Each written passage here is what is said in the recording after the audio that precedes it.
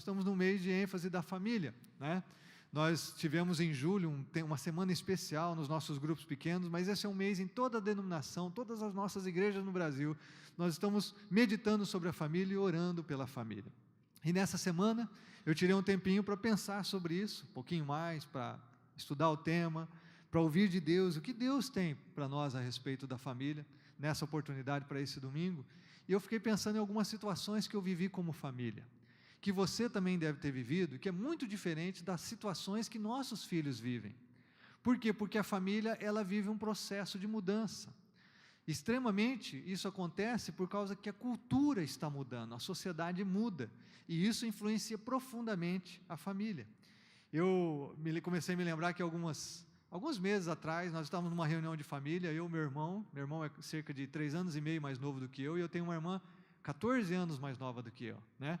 Então, bastante diferença. E aí nós estávamos reunidos um dia, comendo uma carninha lá com os meus pais, e a gente começou a lembrar situações da infância. E a gente dizia assim para os meus pais, olha, a gente só está vivo pela misericórdia de Deus, viu? Porque vocês, né? Porque o cuidado que eles tiveram com a gente é um cuidado muito diferente do cuidado que a gente tem hoje com os nossos filhos, né? E a gente começou a contar experiências assim que a gente teve, que a gente falava assim, mãe, a senhora era doida, a senhora deixava a gente largado, né? E a gente só está aqui mesmo pela graça de Deus. E eu comecei a me lembrar de umas situações, por exemplo, eu me lembro que com 8 anos de idade, eu sempre fui de acordar cedo, né? E eu acordava sem relógio, né? Sem despertador, eu ia fazer o meu leitinho com Toddy, né? Aí eu tomava meu leitinho, me aprontava para ir para a escola, eu só não sabia amarrar o cadarço. Então, o que acontecia? Eu fazia o meu leite, me aprontava, escovava os dentes, colocava o meu uniforme, e naquela época meu pai estava no emprego que facilitava isso, eles dormiam um pouquinho mais tarde. Então era ali umas 7h15, eu ia na beira da cama dos meus pais, eles estavam deitados, eu pedia, ô pai, amarra meu cadarço. Meu pai virava na cama deitado, amarrava o meu cadarço dos tênis, voltava a deitar e eu dava um beijo neles e ia sozinho para a escola, né? Andava 3 quadras, 4 quadras, então eu me arrumava, acordava sozinho, me levantava, ia para a escola e os pais estavam lá deitados, né? Uma criança de 8 anos. Quando que a gente deixa isso hoje, irmãos? Né? Você deixa teu filho de 8 anos sozinho para a escola, levanta sozinho, sem ninguém acordar, sem fazer café, nada, né? Eu me lembro que nas férias, né, especialmente nas férias, o dia todo era assim, mas nas férias, como eu acordava cedo, tipo 7h30 eu estava na rua, né? Comia alguma coisa, eu ia para a rua já brincar. E eu me lembro que eu voltava para casa só para almoçar, nem fazia digestão direito, eu já voltava para a rua, e quando escurecia eu ainda estava na rua. E aí minha mãe às vezes saía gritando lá, me chamava de Alexandre, vem tomar banho, né? A gente não queria nem tomar banho, e a gente voltava com aquela cor que você pode imaginar, de jogar bola no asfalto, de brincar o dia inteiro, e a gente nem queria tomar banho, porque perdia tempo, tomar banho perdia tempo, né? Às vezes ligava o chuveiro, passava por baixo, fechava o chuveiro, e aí a toalha ficava daquela cor, denunciava, né? Aí a mãe pegava a toalha, mas você tomou banho, a cor da tua toalha, né? Porque realmente a gente não esfregava coisa nenhuma, né? E aí eu fico pensando assim, puxa, como a família mudou. Minha mãe era costureira, então ela trabalhava em casa, então ela trabalhava e a gente estava na rua, né? E enquanto ela trabalhava costurando, ela fazia o almoço, tentava cuidar da gente enquanto costurava o dia todo, às vezes até tarde da noite. Eu fiquei pensando quantas vezes eu fui nadar em rio, em cachoeira, minha mãe nem sabia onde eu estava, né? Quem aqui já não teve aquela experiência de ter um loteamento, o pessoal instalando tubos de esgoto, e você entrava dentro de um tubo de esgoto, numa quadra, ia sair 2, 3, lá do outro lado, né? Sem saber se tinha cobra, se tinha um bicho, né? Você fuçava de tudo que é lado, brincava de coisas que a gente não pode imaginar. Eu comecei a me lembrar de uma experiência quando eu tinha uns 12 anos, meu irmão tinha cerca de 9, eu tinha uma prima com cerca de 7 anos, meu avô colocou a gente num Fusca 78, e era novo o Fusca, porque a viagem foi em 82 para 83, era um Fusca novo, mas ele colocou a gente num Fusca e levou a gente para Florianópolis, onde ele estava morando, para passar 30 dias com ele lá em Florianópolis, na praia. Olha que coisa maravilhosa, nunca esqueço essas férias, né? Só que ele colocou a gente num Fusca, a gente levou mais de 15 horas para chegar em Florianópolis, naquela época era vai e vem, com muito caminhão, num Fusquinha, sem cinto de segurança, né? Toda molecada ainda com a cara na janela para pegar o vento da viagem, né? Você ia assim, tomando, quase perdendo fôlego, sentindo a viagem inteira, 15 horas, né? Aquele barulhão de escapamento do Fusca, motor ali atrás, e a gente viajava com a maior alegria, né? Uma vez eu viajei com o Lucas e a Juliana de férias, eu falei, eles estavam num carro com ar-condicionado, levaram um DVD, né? Tinha uma caixa térmica com refrigerante, com sanduba no meio do banco ali para eles comerem, e eu fiquei falando, meu Deus, olha como que a coisa mudou. Como que mudou? A gente nunca viajou assim, no conforto desse, né? E eles viajando dessa forma. Eu fiquei lembrando também de como minha mãe cuidava da nossa saúde. Minha mãe era mestre em ter um chá, em ter uma receita para alguma coisa. Era espinhela caída, né? Você se lembra dessas coisas todas? E quem já não teve aqui uns 2, 3 bichos de pé, que era gostoso para coçar, né? Que a mãe vinha com aquela agulha, colocava no álcool e vinha arrancar, tinha que arrancar tudo, né? Para não arrancar só a cabecinha do bicho de pé. Quem não teve bicho de pé não sabe o que é bom nessa vida, né? Você não sabe o que é bom nessa vida, porque isso era muito gostoso. E eu me lembro que minha mãe, ela cuidava da gente desse jeito, era com chá, com uma receita aqui que ela ouvia, e quando não dava jeito, ela lembrava uma simpatia, né? Ou ela lembrava de um benzedor, uma benzedeira. Levava a gente lá e o camarada fazia alguma coisa que eu não sei o que era, e a gente voltava e seguia a vida, né? E aí eu fico pensando assim, como as coisas mudaram, como que elas estão tão diferentes hoje. E aí a gente pensando, não é só na prática, no dia a dia, o conceito de família mudou. Os especialistas hoje chegam a dizer que hoje tem 19 tipos de família diferentes, 19, né? Para você ver como a configuração do que significa família hoje é muito diferente do que você que viveu na década de 60, 70, 80, que nasceu nessa época. A família mudou. E eu queria aqui em alguns minutos fazer um panorama para você entender um pouquinho do que está por trás da mudança familiar.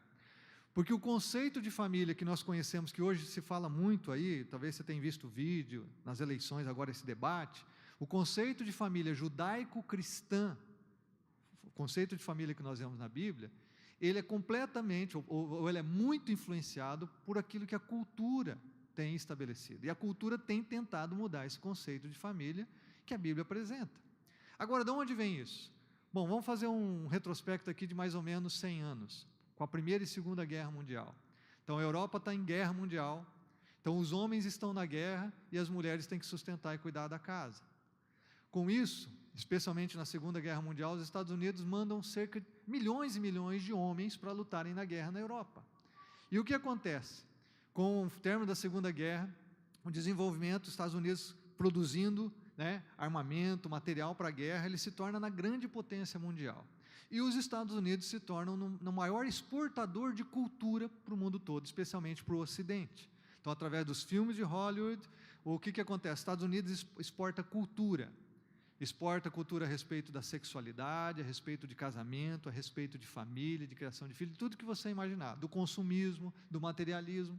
Ele é o grande exportador de cultura até hoje, que determina a cultura. O que aparece lá vai aparecer aqui no Brasil com certeza, né? É assim. Agora, nesse vácuo em que os homens foram para a guerra, o que aconteceu? As mulheres foram para o mercado de trabalho. E aí a configuração da família começa a mudar. Não é mais um homem provedor e a mulher que cuida dos filhos em casa. A mulher vai para o mercado de trabalho. A mulher no mercado de trabalho, ela gera independência. Agora ela não depende mais do homem. O resultado disso é que aparece um movimento feminista extremamente forte nos Estados Unidos, que se espalha para o mundo todo, apregoando a independência feminina. Bom, elas então tentam equilibrar as coisas, não é errado. Na verdade, a Bíblia é que coloca homem e mulher com o mesmo valor diante de Deus e perante a sociedade. Jesus é que tratou as mulheres com dignidade, mesmo numa cultura machista. Então, a Bíblia, ela é defensora de que homem e mulher são iguais perante Deus, perante a sociedade, de mesmo valor.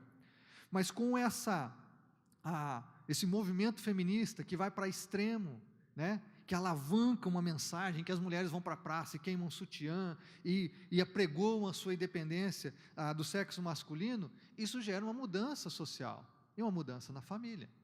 Aí vem a questão da descoberta da pílula anticoncepcional, que separa o sexo das consequências de reprodução. Então isso gera o quê? Uma revolução sexual.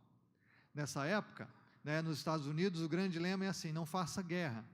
Faça amor, não faça guerra. E aí, com isso, surge também o movimento do divórcio. Até o slogan nos Estados Unidos era no fault, ou seja, divórcio sem culpa. Então, todas essas coisas, elas vão desencadeando dentro da sociedade, que vai influenciando a forma de pensamento, na cultura, e tenta transformar a família no que nós temos visto atualmente. Agora, não só isso. Com o caminho aberto para o divórcio, vem a banalização do casamento, a vida sexual perde os limites e cria-se a cultura do não casamento, ou seja, sexo livre, drogas e rock and roll. É aí que nós vamos ver os grandes concertos, como o Woodstock, que ficou famosíssimo, em que os jovens estão livres para sexo, drogas e rock and roll. Então, esse conceito cultural é o conceito, essas mudanças na cultura são mudanças que os Estados Unidos exportou para o mundo todo, especialmente para o Ocidente. Agora, as consequências sociológicas da década de 70 nos Estados Unidos gerou o quê? Uma epidemia de adolescentes grávidas e pais precoces, porque a pílula não era tão boa como se tem hoje, não era tão desenvolvida. Com isso, aconteceu o quê? Instalou-se a indústria do aborto, porque crianças, adolescentes precocemente grávidas, jovens, instalou-se a indústria do aborto nos Estados Unidos, um aumento exponencial de desordens psicoemocionais, o abuso infantil, a confusão entre correção e violência, ou seja, não pode mais disciplinar o filho porque nós estamos cometendo uma violência, misturou-se a coisa, disciplina de um filho é uma coisa, violência contra o filho é outra coisa, mas instalou-se essa confusão, a delinquência no campo da moralidade e da sexualidade, e, por fim, então, a institucionalização de um conceito de família sem casamento, sem lealdade, sem compromisso, sem confiança, sem verdade e sem amor. Então, é por isso que um autor que escreveu, agora em 2015, o Zanlucci, ele traz uma estatística baseada em dados do IBGE, que em 1980, irmãos, 75% das famílias no Brasil eram formadas de pai, mãe e filhos. Em 2010, são apenas 49,9%, ou seja, menos 50% das famílias hoje têm a configuração pai, mãe e filhos. É por isso que alguns autores chegam a dizer que tem 19 tipos de famílias diferentes hoje. Bom, hoje nós vivemos então, como produto dessa mudança cultural, os relacionamentos são descartáveis, né?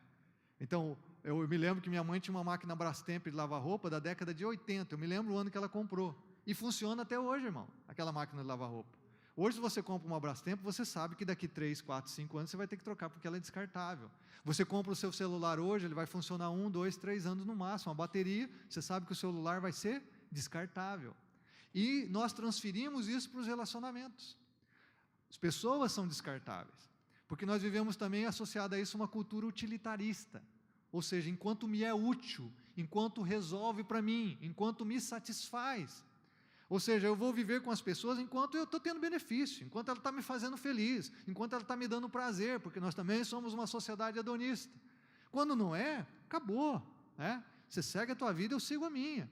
E não importamos com as consequências e as pessoas que estão envolvidas no nosso contexto. Aí a destruição da família se estabelece.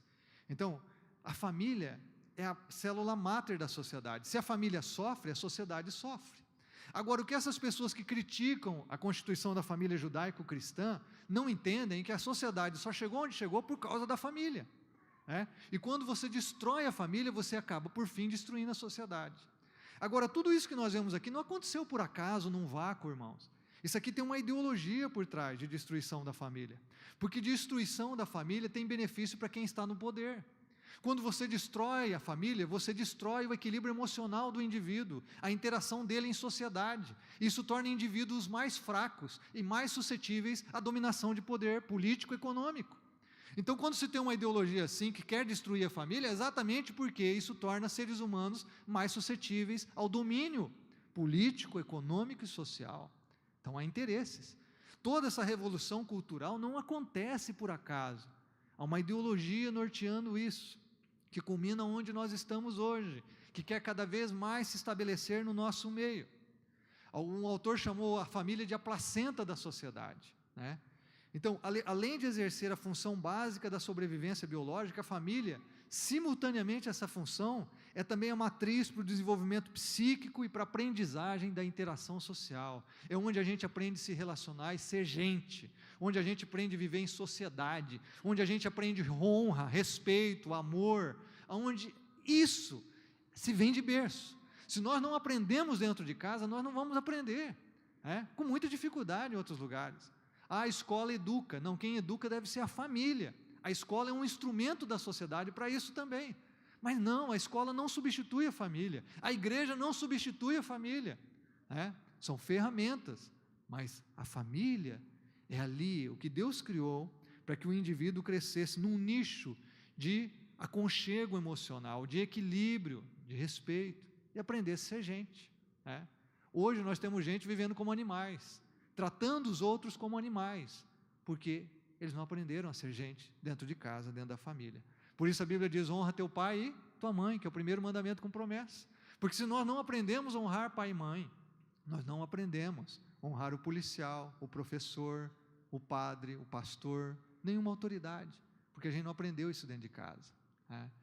E aí eu olho para a minha família contando as minhas histórias aqui, eu nunca me lembro da minha mãe ou meu pai ter sentado comigo para contar uma história bíblica. Eu nunca me lembro deles terem sentado comigo para falar de algum tema muito profundo. Nunca sentaram comigo para falar sobre sexualidade. Eu não me lembro do meu pai e minha mãe orando comigo, até porque eles não conheciam a fé e o Evangelho. Mas mesmo vivendo dentro da limitação que eles tinham, com uma família imperfeita, porque nós somos imperfeitos, eu aprendi sobre responsabilidade, sobre honestidade, sobre o trabalho, sobre confiança nas pessoas. Eu recebi amor, que Deus usou aquela família que Ele me colocou para formar o que eu sou com o meu caráter. Agora, quando a gente olha tudo isso, eu poderia nomear aqui um monte de consequências que nós estamos vivendo na nossa sociedade. Toda essa desintegração do que é família, toda essa conspiração ideológica que existe para destruir o conceito de família, o que tem gerado na sociedade? A sociedade não melhorou. A despeito de todo o desenvolvimento científico e tecnológico, a sociedade piorou. Ou seja, destruir a família não favorece o ser humano, não favorece a ninguém, não favorece a comunidade, não favorece o país. O número de mulheres hoje estupradas, inclusive de estupros coletivos, só no Brasil são 10 estupros coletivos por dia, no Brasil, estatística, Isso é que se tem em registro, e os que não se tem. O número de abuso físico e violência contra a mulher, do abuso infantil, abuso contra as crianças, a pedofilia, é um absurdo. O número de crianças e adolescentes assassinados no Brasil, de mulheres. O que nós vemos, irmãos, é uma epidemia que é resultado da destruição do conceito de família, daquilo que a família deveria ser. Eu não estou dizendo que lá na década de 60, 70, 80, 90, que as famílias eram perfeitas, não. Famílias com muitos problemas, sim. Mas havia uma definição clara de família, havia um conceito do que é família, Havia realmente aquilo que sustentava a sociedade, e hoje nós não temos muito isso. Como nós vimos, 50% das famílias têm um conceito claro do que é família. Agora, eu quero dizer para você que, claro, hoje nós temos outras configurações de família. Nós temos pais ou mães solteiros cuidando dos seus filhos, nós temos pais ou mães divorciados cuidando dos seus filhos, Nós temos várias outras configurações de família, nós temos pessoas que estão em segundo, terceiro casamento com filhos dos outros relacionamentos vivendo juntos, outra configuração familiar. Isso gera desafios tremendos para nós hoje e para você que está vivendo essa situação. Onde nós chegamos, irmãos? Nós chegamos que nós realmente precisamos dizer: Jesus, eu dependo de Ti, eu dependo de Ti, eu dependo de Ti. Agora, se não bastasse isso, irmão, toda essa configuração social e cultural, existe um inimigo das nossas almas. A Bíblia fala do diabo, de Satanás, o gabiroto. Ele odeia tudo que é bom e o que Deus tem para a sua vida. E é claro que o mundo espiritual ele é tão real quanto esse mundo material aqui. E Satanás, ele odeia a família, e ele odeia o casamento, porque o casamento é a expressão de Deus. Deus criou a mulher para o homem, mas criou o casamento para si mesmo, para a sua glória. Quando Satanás vê um casal vivendo de forma saudável, equilibrada, em honra, em respeito, em amor, ele vê a glória de Deus nesse casal. E o diabo não quer isso. A glória de Deus num casamento ofende Satanás. Satanás trabalha, a elite do inferno, eu disse aqui na conferência M28, a elite do inferno trabalha contra os adolescentes e os jovens. Porque quando ele destrói a vida de um adolescente jovem, ele destrói um ser humano para o resto da vida. A não ser que a misericórdia de Deus alcance essa pessoa. E a elite do inferno também trabalha contra o casamento. Contra o casamento. Duas coisas muito interessantes acontecem aqui. Primeiro, como eu disse, o casamento faz com que o diabo veja Deus. E é por isso que ele odeia o casamento e a família. Segundo, o casamento, quando ele é experimentado de modo saudável e bíblico, ele é um instrumento de transformação, de amadurecimento, de libertação do indivíduo. E o diabo não quer que a gente viva esse processo abençoador. Um casamento saudável, abençoado, promove o aconchego emocional para os filhos, o bem-estar para todos os integrantes da família, a realização do indivíduo. Você se realiza como homem, como mulher, dentro de um casamento saudável. O diabo não quer nada disso. Aliás, um casamento saudável, uma família saudável, faz com que haja uma transformação social no mundo, na cultura. E o diabo não tem interesse que a sociedade viva bem. Então, nós somamos tudo isso e dizemos assim: Deus, nós precisamos de Ti. É por isso que eu queria dizer para você aqui, que nós temos vivido um processo de desintegração familiar, e estamos imersos nessa cultura social, tão iníqua, tão perversa, irmãos, tão perversa, que dá até nojo. Você não vê numa novela, você não vê num filme de Hollywood, você não vê numa série da Netflix, você não vê numa série infantil, seja lá no Nickelodeon, na Walt Disney, que tem um casamento equilibrado, que tem um papel de homem e mulher, de filhos definido. Eu já disse aqui, normalmente eles apresentam um homem banana. Quem que é o bobo da corte? Quem que é o cara que não pensa dentro da família? É o homem, porque a cultura trabalha para desintegrar a família e banalizar o papel de liderança do homem dentro da família, né? E nós vivemos isso, e tem muito homem acreditando nisso, porque cresceu nessa cultura.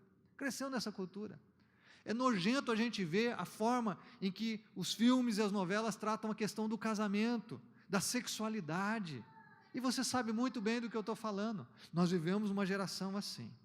Por isso o meu convite para você aqui nessa noite o convite é que eu e você possamos batalhar pela nossa fé e a fé da nossa família. É uma batalha, irmãos. O apóstolo Paulo falou em 2 Coríntios capítulo 4, verso 7, ele diz: eu combati o bom combate, eu completei a carreira, eu guardei a fé.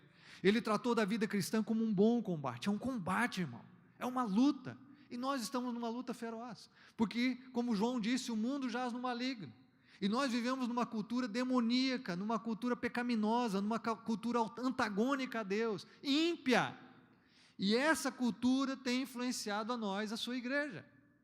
E eu e você precisamos então batalhar firmemente pela nossa fé. E eu queria deixar aqui 3 princípios para você pensando na família. Eles não são novos, mas eu oro que o Espírito de Deus renove no seu coração. Se nós queremos batalhar pela fé da nossa família, primeira coisa que eu queria dizer para você: decida radicalmente pela sua fé e da sua família. É preciso uma decisão, é preciso um compromisso, é preciso uma entrega do nosso coração. Não é possível nós brincarmos com isso. Não é possível nós brincarmos de fé e nem de família. Nós precisamos ter uma decisão radical no nosso coração, a despeito da cultura, a despeito da maioria ou da sociedade, não importa. Nós vamos ficar firmes naquilo que acreditamos em Deus, na sua palavra, no seu projeto de vida e naquilo que Ele diz que é família. Nós precisamos tomar uma decisão no nosso coração. Eu acho interessante porque você conhece o texto que eu vou mencionar aqui. Josué está num momento histórico com o povo de Israel muito importante. Eles chegaram na terra prometida, eles sabem que ele não vai viver muitos anos, e eles estavam cercados de nações ímpias, com configurações familiares muito diferentes, viviam longe do projeto de Deus, com uma prática sexual completamente ímpia.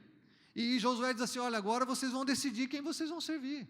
Josué chega para o povo e diz: agora temam o Senhor e sirvam-no com integridade e fidelidade, escolham hoje a quem irão servir, mas eu e a minha família, eu e a minha casa serviremos ao Senhor.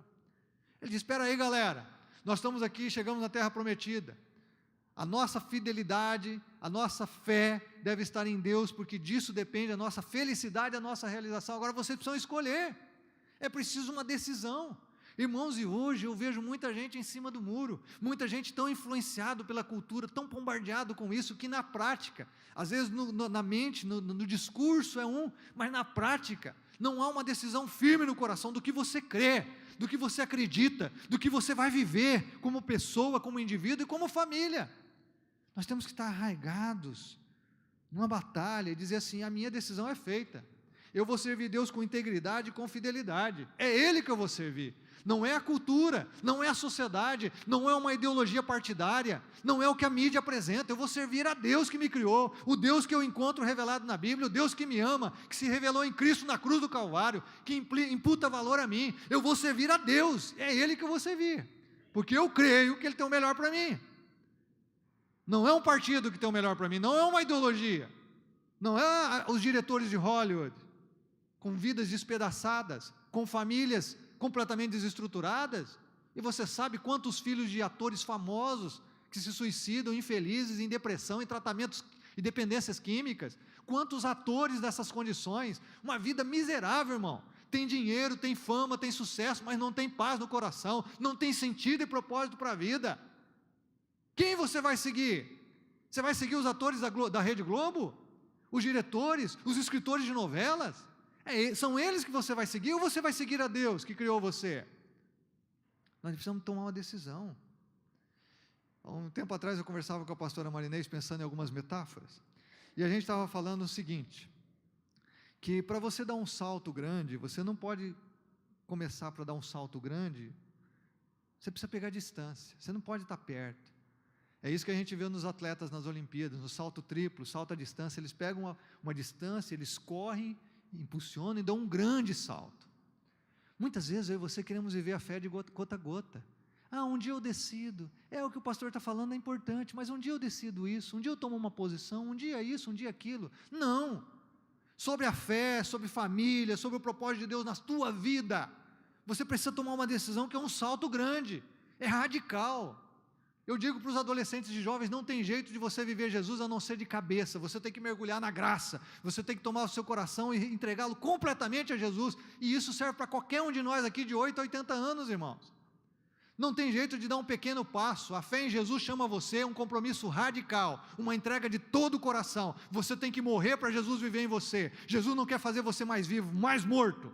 Você morre na cruz do Calvário e você vive nele, ressuscita nele para uma nova vida, é transportado das trevas para a sua maravilhosa luz.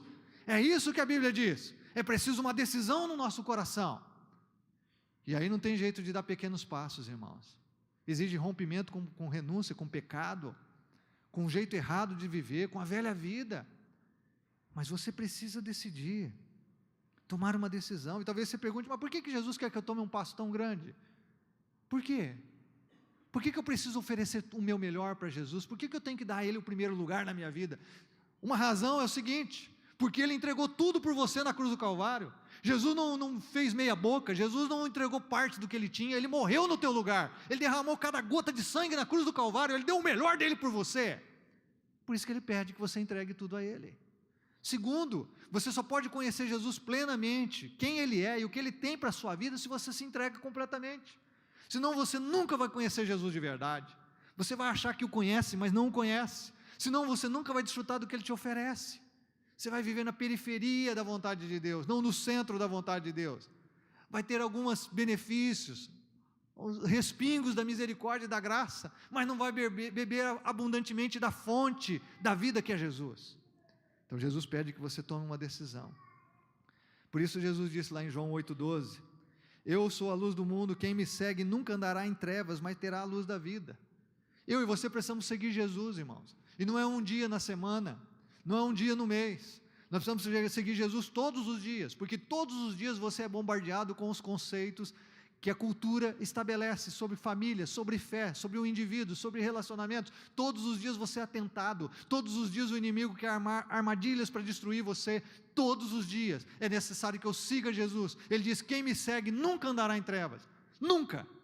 Não haverá um dia sequer que você estará sozinho, não há um dia sequer que as trevas irão cobrir você, porque a luz de Deus guardará você, a luz da vida é a que vai brilhar no teu coração. E isso é verdade da palavra de Deus, amém, meus irmãos? Quem segue Jesus? Nunca. Jesus não diz, alguns dias eu vou estar com você. Não, nunca mais. As trevas vão tomar teu coração. Porque quem me segue nunca anda em trevas. Quem me segue? O problema é que nós não o seguimos. Se o nosso coração está nele, nós vamos segui-lo de todo o coração. E a cada dia vamos experimentar de quem Ele é e o que Ele tem para nós. Segundo princípio que eu queria deixar para você. Seja modelo espiritual para a sua família. Se você decidiu, eu tenho decidido qual é a minha fé, quem é o meu Deus. Porque você adora um Deus. Se não é o Deus revelado na cruz, se não é o Deus da Bíblia, você adora um Deus. Ou é você mesmo, ou é o dinheiro, ou é a pornografia, ou é alguém mais, é um cantor, um ídolo, mas você adora um Deus. Agora, uma vez que você decidiu assim, o meu Deus não vai ser mais eu mesmo, não. Não vai ser o que a sociedade diz. Eu vou seguir a Deus da Bíblia. Agora seja modelo nisso. E modelo para a família. Nós carecemos de referenciais. Já dizia o Cazuza que os heróis morreram do quê? De overdose. Nós precisamos de referenciais. E a nossa família nós precisamos de referenciais. Eu sei que você conhece o texto que eu vou mencionar aqui. É um texto que a gente aplica muito para pais. E ele está falando sobre isso, pais e filhos, mas cabe a todo mundo. Deuteronômio capítulo 6. Deus chama o povo de Israel, e esse texto é mencionado por Jesus nos evangelhos. Nossa chamada é para amar o Senhor, o nosso Deus, de todo o nosso coração, de toda a alma, de todas as suas forças, Deus diz aqui. Que todas essas palavras que hoje eu lhe ordeno estejam no seu coração. Ensine-as com persistência a seus filhos. Observe essa expressão, a gente vai ensinar como, irmão? Persistência. A gente não ensina um dia, a gente não ensina uma semana nem um mês, é com persistência. A seus filhos, converse sobre elas quando estiver sentado em casa, quando estiver andando pelo caminho, quando se deitar, quando se levantar. Viva a fé em Deus de todo o coração, de tal forma que o que vai extrapolar de você é a fé. O que eles vão ver você fazendo é a fé. O que eles vão ouvir dos seus lábios é a fé. Você vai ser modelo para a sua casa. E aí eu quero dizer uma coisa para você que eu aprendi desde que Jesus me salvou. A nossa vida de fé é aquilo que a gente vive em casa. O que passa daquilo é pura hipocrisia nossa. Se você não é a mesma pessoa que você é na sua casa, aqui na igreja a gente só está sendo hipócrita. É só um verniz religioso. Porque o que a gente é de verdade é lá em casa. Então eu e você, a nossa fé, qual é o nível da minha fé? Aquilo que você tem na tua casa. Qual a qualidade da sua fé? Aquela que você apresenta em sua casa. E é ali que os nossos filhos e as pessoas que estão à nossa volta estão referendando. Eu quero dizer para vocês aqui, os adolescentes e jovens, essa semana eu conversava com um pastor, ele estava falando que um jovem que se converteu na igreja dele ganhou cerca de 16 pessoas da família, ganhou os pais, ganhou os irmãos, ganhou o primo, ganhou um amigo, levou 16 pessoas para a igreja dele. Olha que influência. Às vezes o jovem esquece que ele é influência na vida dos pais. Quantas vezes eu tenho visto pais que se convertem por causa da mudança na vida dos filhos, adolescentes, dos jovens e até de crianças. Tem pais que estão hoje na igreja aqui porque os filhos insistiram no amor a Jesus. Os filhos, as crianças.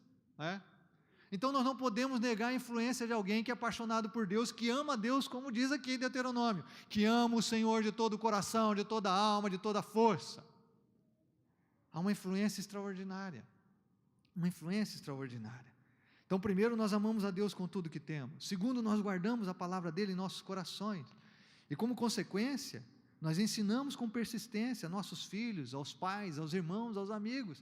Nós vivemos aquilo intensamente, de forma apaixonada. E o lar é esse primeiro lugar em que a gente vive isso. Eu não sei você que é pai aqui, se você já passou por aquela crise, às vezes a gente tem uns filhos crescendo, os adolescentes, você fala assim, poxa, eu tenho ensinado tanta coisa, eu tenho tentado viver tanta coisa para os filhos, parece que eles não estão vendo. Algumas vezes eu conversava com o André, poxa, será que os nossos filhos estão vendo o que a gente está vivendo, o que a gente está ensinando? Porque às vezes parece que não, especialmente na adolescência, eles não são muito de expressar as coisas, não são muito de expressar as coisas. Eu tenho a Juliana com 15, o Lucas que vai fazer 20, e a gente fica ensinando, e aí eu estava no Rio Grande do Sul, estava até compartilhando esses dias, como tem sido bom eles chegando numa fase um pouquinho mais madura, e que a gente começa a ver assim, puxa, eles estão olhando a gente sim, eles estão olhando. Se eu falo para os meus filhos lerem a Bíblia, eu sou o primeiro a ler. Eu leio a Bíblia todos os dias, com raras exceções. A maior parte dos dias em que eles acordam, eles vão me ver sentado no mesmo cantinho do sofá, com o meu devocional, lendo a Bíblia e orando. Eles vão ver isso. Se eles não aprenderem, eles estão tendo um modelo referencial, mas eles estão vendo isso. Eu não só falo para eles lerem a Bíblia e fazer devocional, eu faço, a minha esposa faz. Eles vão ver a gente orando e lendo a Bíblia. Então, às vezes a gente que é pai, talvez você já passou por isso, você fala assim, puxa, parece que eles não estão vendo nada que a gente está ensinando, mas eles estão. Eu gostei muito de alguns tempo atrás, que o Lucas, meu filho, está por aí, eu falei dele de manhã aqui também, que eu falei assim, o Lucas é meio quietão, não expressa muito, vou até usar um exemplo aqui, tá, filho? Me perdoa aqui, da liberdade, Então, ele é meio quietão, não expressa muito, mas de um tempo para cá ele começou a expressar mais. E eu me lembro que um dia ele começou a namorar a Natália, E eu falei assim: filho, agora você está namorando, você vai lá na casa dos pais dela, você vai encontrar tio, avô, primo, né? Conversa, ouve, valoriza as pessoas, ouve a história delas, né?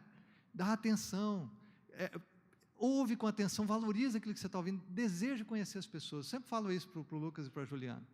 E isso eu falei, já faz o quê? Uns 2 anos atrás, nunca ele falou. Quando eu falei isso para ele, você pensa que ele virou para mim e falou assim: ô pai, obrigado pelo seu conselho.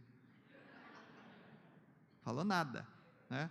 Porque filho, às vezes você fala as coisas, parece que entrou para um ouvido e saiu para o outro. Ele já virou as costas, já foi embora, né? Mas aí, esses dias, do nada, ele falou para mim: pai, sabe que aquele negócio que você falou para mim, funciona mesmo? Eu nem lembrava, que negócio era esse que eu tinha falado? Ele falou: pois é, quando o senhor falou que eu fui começar a namorar, que eu devia ouvir as pessoas, que eu devia valorizar as pessoas, ouvindo a sua história, eu tenho feito isso também com um amigo da faculdade, e tem feito uma forma tão especial, ele tem confiado em mim, tem vindo à igreja, Deus tem aberto o coração dele, olha que lindo. Eu falei: mas não é que esse camarada está ouvindo mesmo? Eu pensei que ele não estava ouvindo coisa nenhuma, né? Porque às vezes eu e você como pai, nós vivemos naquele desafio: será que eles estão vendo o que a gente está fazendo? Será que eles estão ouvindo o que a gente está falando? Agora, como nós vemos aqui nesse texto, não é só ensinar persistentemente, é viver, e eu e você que já somos mais maduros, nós sabemos, que a gente chega a uma idade, que a gente começa a olhar para trás e ver assim, como os nossos pais eram sábios. Tem uma época da nossa vida que a gente fala para os pais: esses caras não sabem nada, são velhos, né? Eles não sabem nada da vida, não tem nada para ensinar para a gente. E aí a gente amadurece e a gente fala assim: puxa, como meu pai era sábio, como minha mãe sabia das coisas, como eles ensinaram coisas tão preciosas. Então, nossos filhos, eu espero, com a graça de Deus, que eles vão chegar nesse nível, de valorizar ainda mais o que você tem vivido, e o que você tem ensinado, se você tem vivido e ensinado. E esse é o nosso desafio. Em terceiro lugar, ore intensamente pela sua família. Uma vez que você decidiu no seu coração, uma vez que agora você está vivendo isso no dia a dia da sua vida, dentro da tua casa, sendo um modelo para seus familiares e amigos, sejam seus pais, sejam seus filhos e irmãos, agora ore intensamente pela família. A Bíblia fala de oração e a prática é bem clara. O que Paulo diz em 1 Tessalonicenses capítulo 5, verso 17, ele diz: orai sem cessar. Irmão, eu e você somos chamados a orar antes de uma decisão, orar depois, orar pela vida, orar pela família, orar pelo trabalho, orar pelos estudos, pela igreja, pelos nossos líderes, pelo Brasil, orar pelo mundo, orar. Eu e você somos chamados a uma comunhão com Deus, onde nós oramos, porque ao orarmos, falamos com Deus Todo-Poderoso que nos ouve, mas ao orarmos também, a oração é um poderoso detergente, que nos livra do egoísmo, do orgulho, da ira, todos os maus pensamentos que habitam o nosso coração pecaminoso. A oração nos limpa de dentro para fora. A oração muitas vezes não muda as coisas, mas muda a gente. E eu e você precisamos orar intensamente pela família. Eu poderia citar aqui inúmeros exemplos de oração pela família na Bíblia. E eu gosto muito do que Tiago diz no capítulo 5, 16, que ele diz: orai uns pelos outros para serdes curados. A oração do justo pode muito em seus efeitos. Nós devemos orar para que haja cura na família, para que haja cura nos relacionamentos, para que haja cura nas feridas emocionais, cura com perdão.